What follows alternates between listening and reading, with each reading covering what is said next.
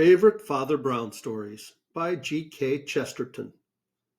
The Perishing of the Pendragons, Part 3.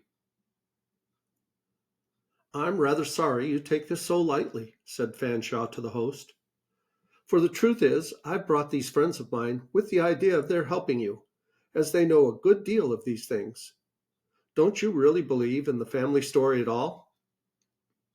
"I don't believe in anything," answered Pendragon very briskly, with a bright eye cocked at a red tropical bird. "I'm a man of science." Rather to Flambeau's surprise, his clerical friend, who seemed to have entirely woke up, took up the digression and talked natural history with his host, with a flow of words and much unexpected information, until the dessert and decanters were set down and the last of the servants vanished. Then he said, without altering his tone, "Please don't think me impertinent, Admiral Pendragon. I don't ask for curiosity, but really for my guidance and your convenience. Have I made a bad shot if I guess you don't want these old things talked of before your butler?" The Admiral lifted the hairless arches over his eyes and exclaimed, "Well, I don't know where you got it, but the truth is, I can't stand the fellow, though I've no excuse for discharging a family servant. Fanshawe, with his fairy tales, would say my blood moved against men with that black Spanish-looking hair." Flambeau struck the table with his heavy fist. "By Jove!" he cried, "and so had that girl." "I hope it'll all end tonight," continued the Admiral, "when my nephew comes back safe from his ship. You look surprised. You won't understand, I suppose, unless I tell you the story. You see, my father had two sons. I remained a bachelor, but my elder brother married and had a son who became a sailor like all the rest of us, and will inherit the proper estate. Well, my father was a strange man. He somehow combined Fanshawe's superstition with a good deal of my skepticism. They were always fighting in him, and after my first voyages he developed a notion which he thought somehow would settle finally whether the curse was true or trash. If all the Pendragons sailed about anyhow, he thought there would be too much chance of natural catastrophes to prove anything. But if we went to sea one at a time in strict order of succession to the property, he thought it might show whether any connected fate followed the family as a family. It was a silly notion, I think, and I quarreled with my father pretty heartily, for I was an ambitious man and was left to the last, coming, by succession, after my own nephew." "And your father and brother," said the priest very gently, "died at sea, I fear?" "Yes," groaned the Admiral, "by one of those brutal accidents on which are built all the lying mythologies of mankind. They were both shipwrecked. My father, coming up this coast out of the Atlantic, was washed up on these Cornish rocks. My brother's ship was sunk, no one knows where, on the voyage home from Tasmania. His body was never found. I tell you, it was from perfectly natural mishaps. Lots of other people besides Pendragons were drowned, and both disasters are discussed in a normal way by navigators. But of course it set this forest of superstition on fire, and men saw the flaming tower everywhere. That's why I say it will be all right when Walter returns. The girl he's engaged to was coming today, but I was so afraid of some chance delay frightening her that I wired her not to come till she heard from me. But he's practically sure to be here sometime tonight, and then it'll all end in smoke, tobacco smoke. We'll crack that old lie when we crack a bottle of this wine." "Very good wine," said Father Brown, gravely lifting his glass, "but as you see, a very bad wine bibber. I most sincerely beg your pardon," for he had spilt a small spot of wine on the tablecloth. He drank and put down the glass with a composed face, but his hand had started at the exact moment when he became conscious of a face looking in through the garden window just behind the Admiral. The face of a woman, swarthy with southern hair and eyes, and young, but like a mask of tragedy. After a pause, the priest spoke again in his mild manner. "Admiral," he said, Will you do me a favor? Let me and my friends, if they like, stop in that tower of yours just for tonight. Do you know that in my business, you're an exorcist almost before anything else?" Pendragon sprang to his feet and paced swiftly to and fro across the window, from which the face had instantly vanished. "I tell you there is nothing in it," he cried with ringing violence. "There is one thing I know about this matter. You may call me an atheist. I am an atheist." Here he swung round and fixed Father Brown with a face of frightful concentration. "This business is perfectly natural. There is no curse in it at all." Father Brown smiled. "In that case," he said, "there can't be any objection to my sleeping in your delightful summer house." "The idea is utterly ridiculous," replied the Admiral, beating a tattoo on the back of his chair. "Please forgive me for everything," said Brown in his most sympathetic tone, "including spilling the wine. But it seems to me you are not quite so easy about the flaming tower as you tried to be." Admiral Pendragon sat down again as abruptly as he had risen. But he sat quite still, and when he spoke again it was in a lower voice. "You do it at your own peril," he said. "But wouldn't you be an atheist to keep sane in all this devilry?" Some 3 hours afterwards, Fanshawe, Flambeau, and the priest were still dawdling about the garden in the dark, and it began to dawn on the other two that Father Brown had no intention of going to bed, either in the tower or the house. "I think the lawn wants weeding," said he dreamily. "If I could find a spud or something, I'd do it myself." They followed him, laughing and half remonstrating, but he replied with the utmost solemnity, explaining to them, in a maddening little sermon, that he can always find some small occupation that is helpful to others. He did not find a spud, but he found an old broom made of twigs, with which he began most energetically to brush the fallen leaves off the grass. "Always some little thing to be done," he said with idiot cheerfulness.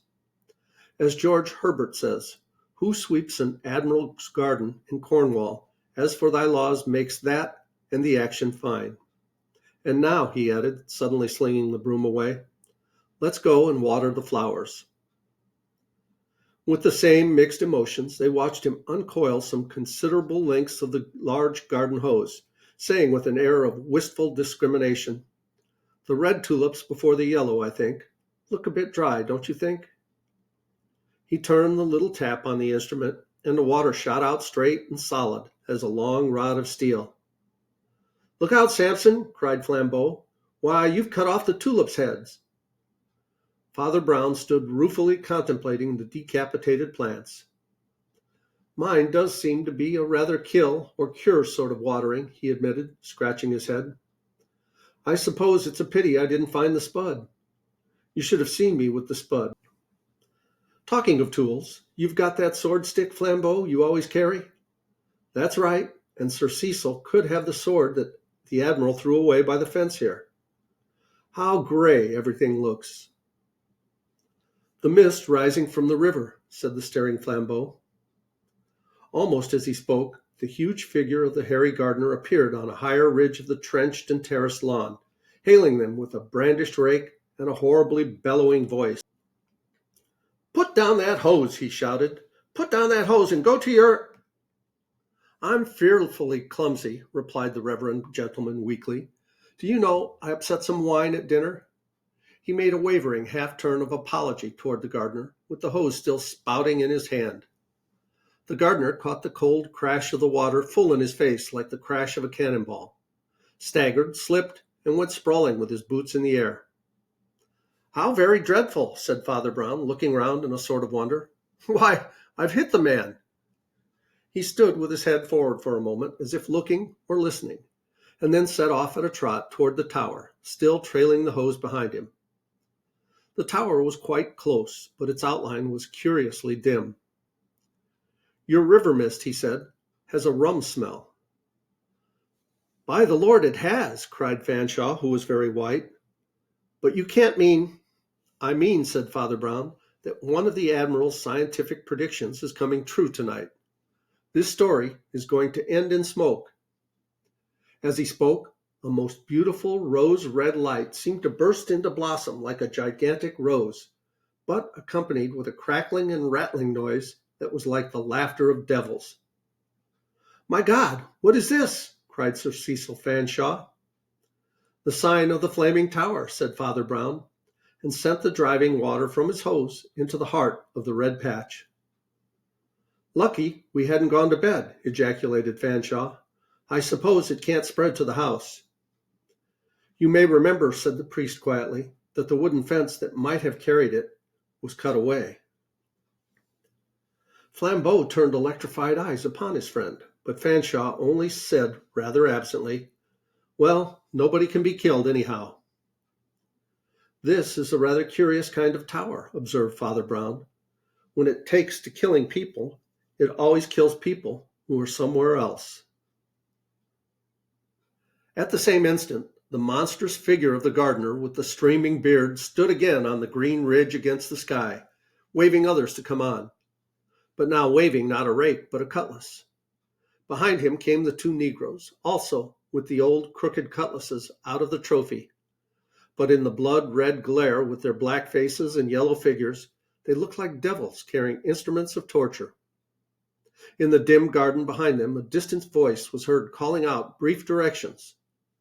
When the priest heard the voice, a terrible change came over his countenance. But he remained composed, and never took his eye off the patch of flame which had begun by spreading, but now seemed to shrink a little as it hissed under the touch of the long silver spear of water.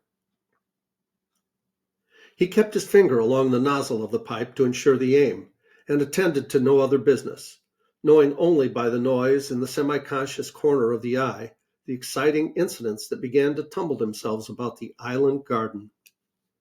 He gave two brief directions to his friends.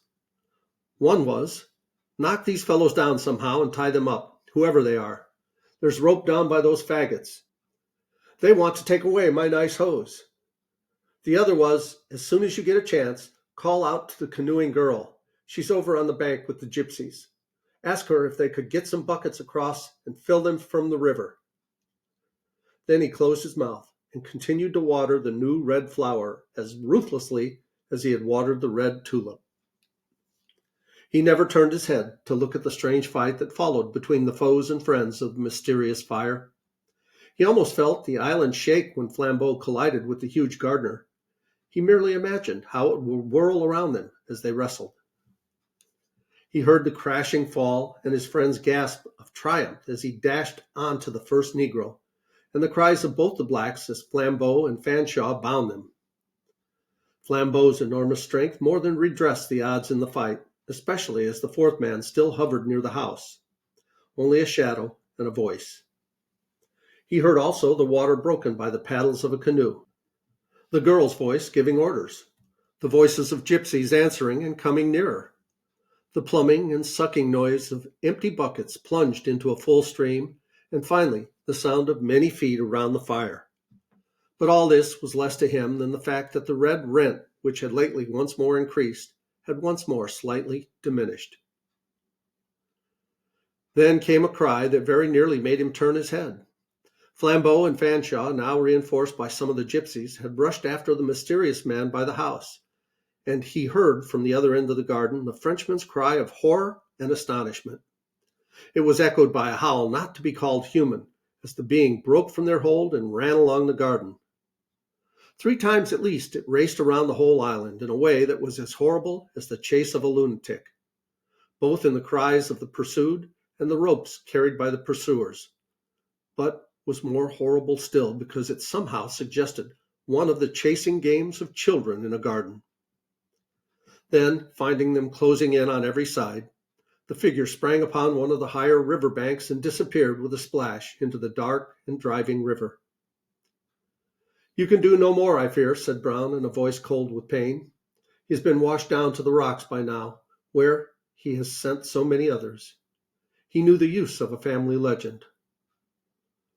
"Oh, don't talk in these parables," cried Flambeau impatiently. "Can't you put it simply in words of one syllable?" "Yes," answered Father Brown with his eye on the hose. "Both eyes bright, she's all right. One eye blinks, down she sinks." The fire hissed and shrieked more and more, like a strangled thing, as it grew narrower and narrower under the flood from the pipe and buckets. But Father Brown still kept his eye on it as he went on speaking. I thought of asking this young lady if it were morning yet, to look through that telescope at the river mouth in the river. She might have seen something to interest her, the sign of the ship, or Mr. Walter Pendragon coming home, and perhaps even the sign of the half-man, for though he is certainly safe by now, he may very well have waded ashore.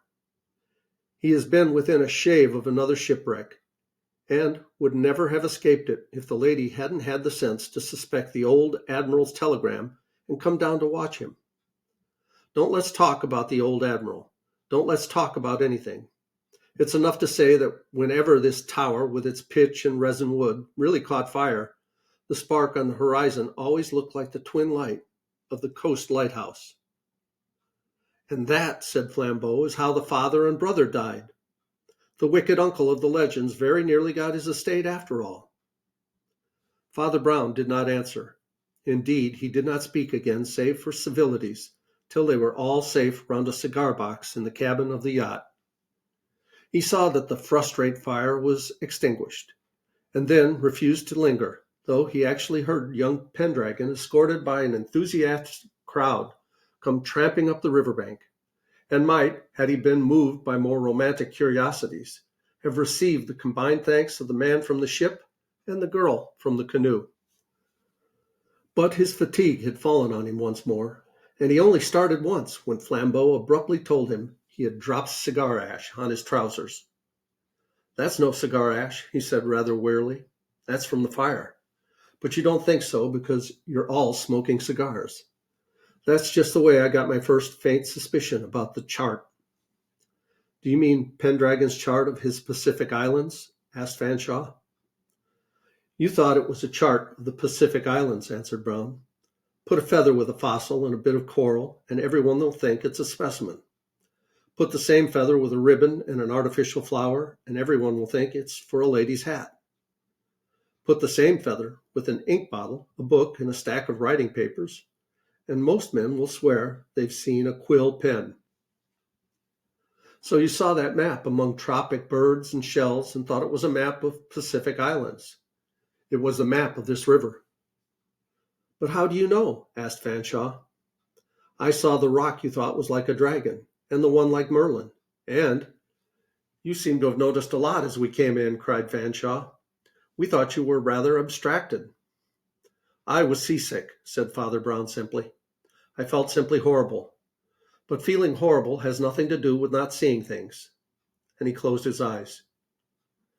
"Do you think most men would have seen that?" asked Flambeau. He received no answer.